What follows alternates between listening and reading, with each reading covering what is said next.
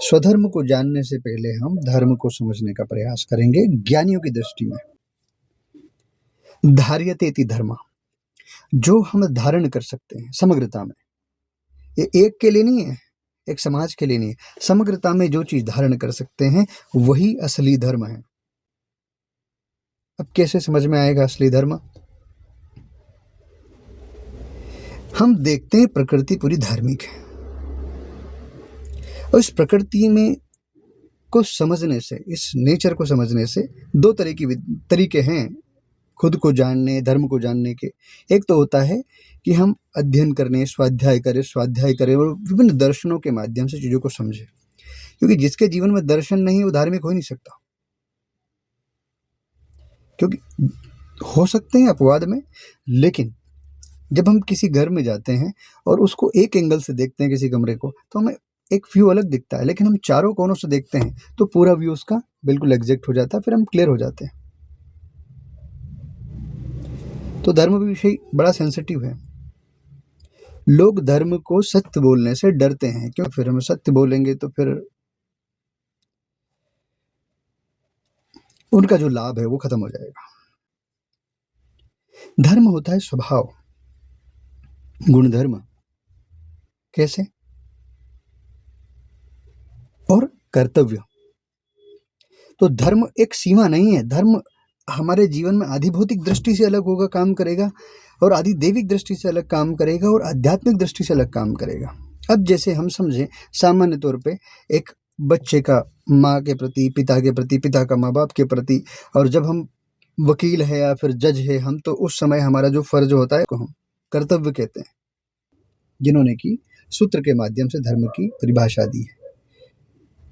धृति, क्षमा, दमस्तेयम, शौचमिंद्रिय निग्रह, धीर विद्या, सत्यम अक्रोधो, दशकम धर्म लक्षणम। मतलब धृति धैर्य, क्षमा माफ करना, दम मन को नियंत्रण, हस्ते चोरी न करना, शौच शुद्धता, इंद्रिय निग्रह इंद्रियों पर नियंत्रण, धी बुद्धि विवेक, विद्या ज्ञान, सत्य सच बोलना, अक्रोध क्रोध न करना। ये 10 लक्षण जो कि ज्ञानियों ने हमें समझाए धर्म के समझने के लिए, कि धर्म वास्तव में ये चीज है। अब ये किसी संप्रदाय का नहीं है, ये तो बेसिक लक्षण बताएं, है ना। अब हम पतंजलि योग सूत्र, जो जब योग की बात होती है या फिर कोई भी संप्रदाय होता है, उस संप्रदाय में 4-5 चीजें तो कही जाती है कि भाई सत्य बोलना, अहिंसा रखना, हिंसा ना करें, ठीक है। तीसरा, चोरी ना करें, अपरिग्रह मतलब कि अनावश्यक चीजों को अपने साथ ना रखें, एक होता है ब्रह्मचर्य। ये 5 लक्षण और 5 यम और नियम। नियम होता है शौच, संतोष, तप, स्वाध्याय, ईश्वर प्रणिधान। ये लक्षण बेसिकली यम और नियम, ये बेसिक कॉन्सेप्ट मोटा मोटा सारे धर्मों, जो सारे संप्रदायों में होता है, ठीक है। धर्म बहुत एक ऊंची अवस्था है जीवन में। जो बाहर हमें धर्म दिखता है उसको समझने से पूर्व अब धर्म को वास्तविक ढंग से समझो, समझने का प्रयास करो। क्योंकि अब ये जो संप्रदाय बनते हैं, ये संप्रदाय सब हमारे हैं, लेकिन एक चीज समझना, धर्म को पैदा करने के लिए, हमारे भीतर ये सब चीजें पैदा करने के लिए इन उपासनाओं की जरूरत है। हम किसी का भजन कर रहे हैं, किसी का ध्यान कर रहे हैं, सुमिरन कर रहे हैं, जो भी कर रहे हैं, अपने अपने ढंग से कोई यौगिक प्रक्रिया कर रहा है, तो सब उस धर्म में स्थापित होने के लिए कर रहे हैं। एक और बहुत आसान तरीके से समझने का प्रयास करते हैं धर्म को, कर्तव्य कहते हैं। ये जो कर्तव्य है, ये उस समय पर धर्म हो जाता है आधे भौतिक दृष्टि से। अब कंफ्यूजन यहाँ पर हमें खत्म करना पड़ेगा, में आ जाए आसानी से कैसे समझ में आ जाएगा। जैसे सूर्य है, सूर्य का स्वभाव क्या है? ये नियत इस समय पर अपने को प्रकाश देना है, तो ये किसी से भेदभाव नहीं करता। ये आदि देविक दृष्टि है धर्म की। ये प्रकृति पूरी धार्मिक है, पूरी धर्म में जी रही है। सूर्य प्रकाश देता है, चंद्रमा शीतलता देता है, ये पवन हमें जीने के लिए जीवन देती है, ये जल शीतलता देता है, ये अग्नि जो हमारे भीतर ताप की भी जरूरत होती है, क्योंकि हम पंच महाभूतों से बने हैं। क्योंकि हम पंच महाभूतों से बने हैं, इसलिए पंच महाभूत के जो स्वभाव है, यदि उन स्वाभाविक दृष्टियों को हम समझना शुरू करेंगे तो हमारे भीतर धर्म पैदा हो सकता है सरल तरीके से। जैसे, और ये विश्व की जरूरत है, विश्व भ्रमित है धर्म से, पूरा विश्व भ्रमित है। ना तो हमारे पास कोई चिंतन है, ना मनन है। महात्मा योगी अपने ढंग से इतने प्रयास करते हैं, इतने महापुरुष प्रयास करते हैं, लेकिन उनके प्रयासों को हम नजरअंदाज करते हैं। क्यों? उनके गुणों को हमें समझना पड़ेगा। उनके अंदर इतना साहस, संकल्प, त्याग, बलिदान, ये सब कहाँ से आया? ये सब धर्म को जानने से आता है।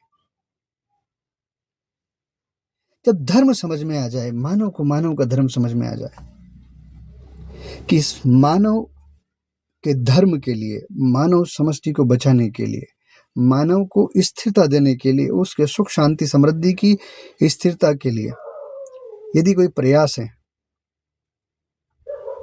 कोई भी प्रयास कर रहा है, हम समुदायों को बढ़ा रहे हैं, समुदायों को, संप्रदायों को बहुत ऊर्जा दे रहे हैं। धर्म बढ़ाने के लिए हमारा प्रयास नहीं है। इतने संप्रदाय, 360 संप्रदाय तो प्रमुख प्रमुख संप्रदाय। ये जो संप्रदाय बनाए थे ज्ञानियों ने, उस समय के हिसाब से हमें रास्ता दिखाने के लिए चीजें बताई थी। वो उनका चिंतन था जो आपको बताया था, जिसके माध्यम से आपके जीवन सुखी हो, समृद्ध हो,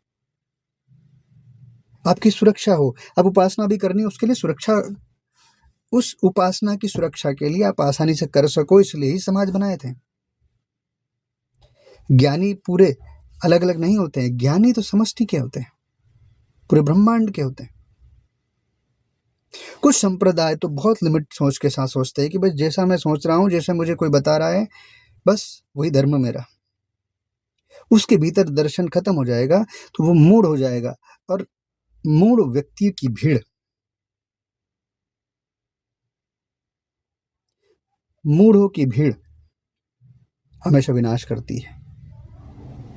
उसे समझ में ही नहीं आएगा कि मानव का मानव के प्रति क्या कर्तव्य है। उसको लगता है कि उसके डिजाइन के लोग ही सिर्फ धार्मिक है, उसके डिजाइन के लोग ही परमात्मा को प्राप्त कर सकते हैं, या फिर जन्नत, या फिर जो भी है स्वर्ग को जा सकते हैं।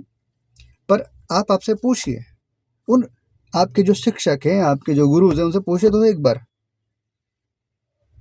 कि कोई स्वर्ग हो, जन्नत हो, गया हो, आके उसने दिखाया वो डिजाइन, आपको अभी ले जा सकते हैं? थोड़ा प्रश्न करें। जब आप प्रश्न करेंगे तो समझ में आएगा कि आप कितने अंधे हो, आप किसको नुकसान पहुंचा रहे हो। एक ह्यूमन बीइंग को नुकसान पहुंचाना, उसके साथ छल करना, उसके साथ दुष्टता करना, उसके साथ क्राइम करना, ये सब जो चीजें हैं, ये तुम्हारे जीवन को कहां ले जाएगी?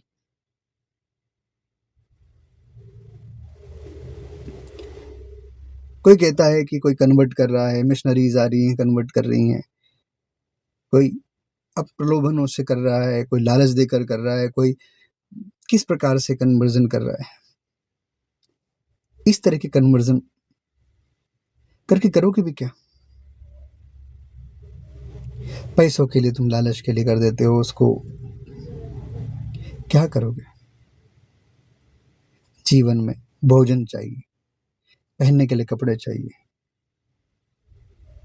बाकी जो दुनिया में जो तामझाम दिखते हैं, ये सब मिट्टी से बनते हैं।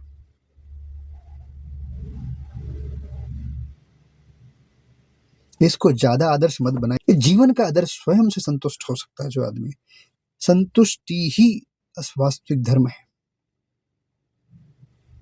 जो आदमी प्रसन्न रह रहा है, जो उसके पास सुविधा है, उनमें सूत्र है, ये धर्म के सूत्र है। तुम्हारे अंदर जिज्ञासा होनी चाहिए, समझने की, विज्ञान होना चाहिए, वैज्ञानिक दृष्टिकोण होना चाहिए, सब होना चाहिए, लेकिन धर्म के साथ। ज्ञानी जनों के पास इतना, यदि उनने एस्ट्रोलॉजी हो, चाहे किन-किन चीज़ों को उन्होंने बहुत अनुसंधान किए। उनकी एक भावना रही कि हम जो अनुसंधान कर रहे हैं उससे विश्व को नुकसान नहीं होना चाहिए, समष्टि को नुकसान नहीं होना चाहिए। लेकिन विज्ञान की एक तरफ़ा सोच रही। ज्ञानियों की सोच थी, साथ में भावना, पीड़ा भी थी कि हम ज़हर का निर्माण कर रहे हैं, तो ज़हर को इतना ही बनाना है कि जिससे वो औषधि के रूप में काम आ जाए। ज़हर को यदि मैं बहुत ऐसी मात्रा बना दूँ तो फिर क्या होगा? जीवन ही नष्ट होने लगेगा। आज इतना पेस्टिसाइड का इस्तेमाल हम लोग कर रहे हैं, मार रहे हैं ह्यूमन बीइंग को। हम परमाणु बम बना रहे हैं, सारी चीज़ें पूरी पृथ्वी पर। चिंता है, कभी भी मर जाओगे। कभी कोई पागल राजा बनेगा और वो अपना काम कर लेगा। सनक किसी के भीतर आ जाए तो क्या करेंगे उसका?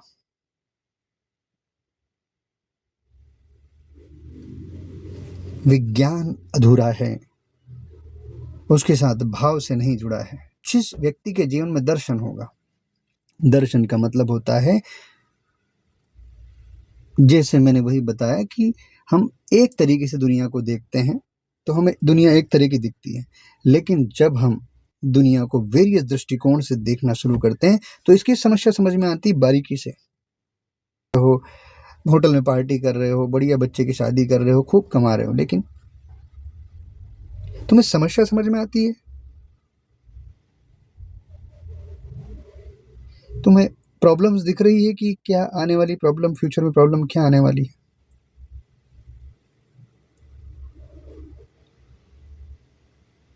जिनको हम धार्मिक कहते हैं, असल में बहुत बढ़िया धार्मिक हैं हम। क्योंकि हम सिर्फ हमारी सोच रहे हैं, हमारा बच्चा स्वस्थ रहे, हमारा बच्चा बहुत नाम रहे, इसका इसके बाद बहुत अच्छी गाड़ी हो, इसके पास बंगला हो, ये हो, वो हो। क्या करोगे? ये देने से शांति मिल जाएगी आपके जीवन में? पूछो, अपने हृदय पे हाथ रखना एक बार, क्या इससे शांति मिल जाएगी? जिस प्रकार की करुणा इस पृथ्वी की है, वो हमें आज भी सहयोग कर रही है।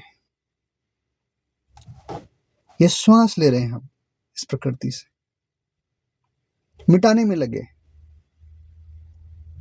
खोद देंगे जमीन को पूरा। थोड़ा सा रुकने की जरूरत है और विचार करने की जरूरत है। कर्म कुशलता से जुड़े, कर्मों से जुड़े, कामों से जुड़े उनको उनको ना सोचे कि नौकरी लगाना है। अरे बिजनेस, हर चीज का बिजनेस बन सकता है। छोटे से गांव में बिजनेस डेवलप किए जा सकते हैं। बहुत सारे मंत्र हैं, तरीके हैं।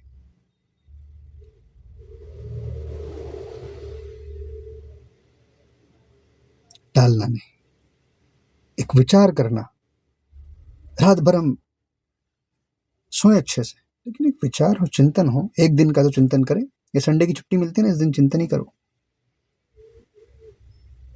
क्या समस्या है? अपने बच्चों को भी बताओ, बेटा ये समस्या है, आने वाली प्रॉब्लम्स हैं, इनसे कैसे अवेयर रहें। तो धर्म को और समझ लेते हैं।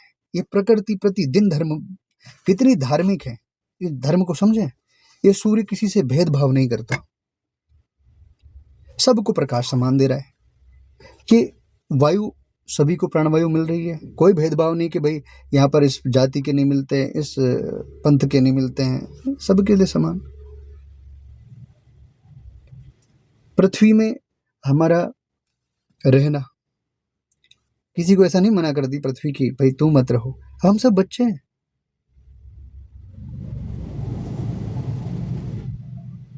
ये जल हम सब सोर्स के रूप में उपयोग कर रहे हैं। ये आकाश जो हमें खुली स्वतंत्रता दे रहा है उड़ने के लिए, ये झुकाया हमें इसलिए ताकि हम इसकी इज्जत कर सकें। जब हम इनके सामने झुकते हैं तो हम कहते हैं हमारा शरीर पूरा पंच महाभूतों से बना है। धर्म कभी भी आपको नपुंसक नहीं बनाता, धर्म हमेशा योद्धा बनाता है। ये सूर्य प्रतिदिन एक योद्धा की तरह आता है और हमें प्रकाश देकर जाता है, इसीलिए तो झुकते हैं। तुम्हारे पास, तुम्हारे बच्चों ने झुकना बंद कर दिया, बस तुमने झुकना बंद कर दिया, इसलिए अकड़ आ गई और उस अकड़ में तुम दूसरों का नुकसान कर देते हो। हमारी बहुत सारी तो शारीरिक व्याधियां खत्म हो जाएगी इस प्रकृति के जुड़ने मात्र से। आज व्यक्ति भोजन कम, दवाइयां ज्यादा खा रहा है क्योंकि प्रकृति से दूर है। प्रकृति, ये पंच महाभूतों की हम पूजा उपासना इसीलिए करते हैं ताकि हम स्वस्थ रहें। पहले हम आसपास की चीजों को सुंदर करें। बाहर ऊपर जाकर आसमान में किसको सुंदर करना है? तुम्हारे बच्चों को मैं तो बहनों से एक आग्रह करता हूं, व्यक्ति ये यहाँ बुद्धि से चलता है, ये किसी के साथ जुड़ता नहीं है, इसकी अपनी अकड़ है, लेकिन बहनों के पास एक हृदय है। पुरुष भी जब हृदय को मजबूत करता है, हृदय से जीना शुरू करता है, तो भावपूर्ण तरीके से लोगों को जोड़ता है और जुड़ता है। आपके बच्चों को एक जड़ पकड़ा दीजिए, जड़, रूट, मूल। मूल से यानी कि देखो, एक पेड़ को हमें हरा भरा करना है ना, फ्रूटफुल करना है ना, तो उसके लिए जड़ को सींचो। ये छोटे बच्चे हैं ना, इनको 3 प्रकार की शिक्षा होती है। एक होती है हमारी जानकारी की शिक्षा, जिससे हमारा जीवन चलता है। दूसरी आदि दैविक यानी कि इस प्रकृति के बारे में, और तीसरा फिर आध्यात्मिक।